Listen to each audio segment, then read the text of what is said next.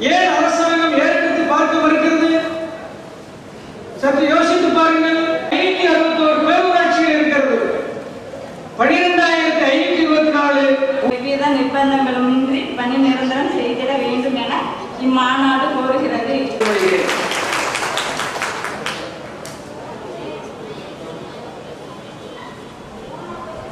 இந்த இடங்களை நிரப்புவதற்கு அரசாங்கம் எந்த நடவடிக்கையும் எடுக்கவில்லை. எதற்காக கான்ட்ராக்ட் முறை? நிரந்தர தொழிலாளியாக இருந்தால் 80 ரூபாயோ சம்பளம் கொடுத்தால் போதும். நீங்கள் யோசிச்சு பாருங்க. அறிவிச்சாரா?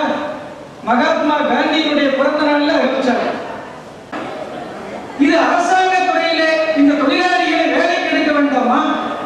ஒன்றை நீங்கள் வேலையை விட்டு நிற்கிற போது, பணி ஓய்வு பெறுகிற போது, உங்களுக்கு ஆண்டுகள் அந்த பஞ்சாயத்துக்காக அந்த ஊரிலே தண்ணி எடுத்து விடுவதற்காக நம்மால் தொழிலாளி ஒரு 3 படியோ 4 படியோ தண்ணி ஏறும்.